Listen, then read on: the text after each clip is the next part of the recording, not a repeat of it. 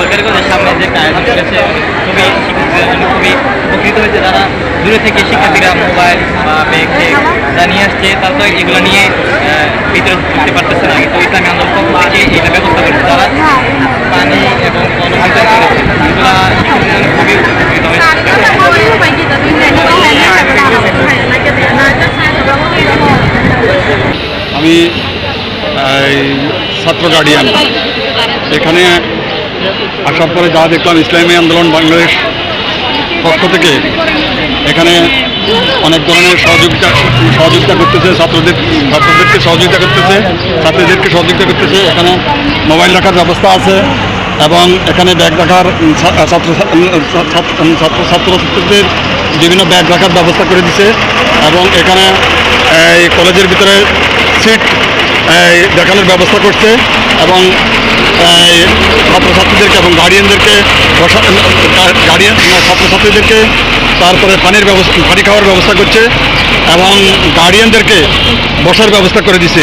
এই জন্য আমরা ছাত্র আন্দোলনকে আমাদের গার্ডিয়ানের পক্ষ থেকে ছাত্র আন্দোলনকে অনেক পরীক্ষা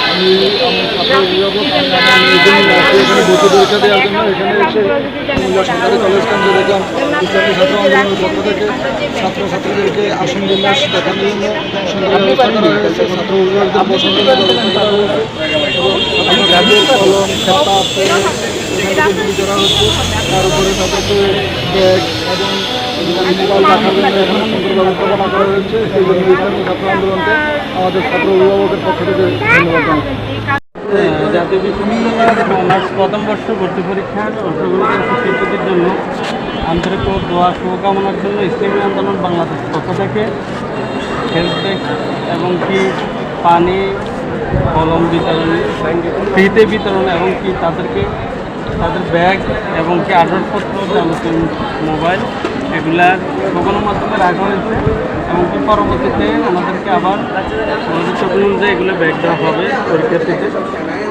হেলথের জন্য আসলে এই বিষয়টা ওনারা সুন্দরভাবে ব্যবস্থা করছে। এই জন্য বাংলাদেশকে আমরা আন্তরিকভাবে আমাদের সবার পক্ষ থেকে অভিভাবকবৃন্দের পক্ষ থেকে ধন্যবাদ জানাচ্ছি।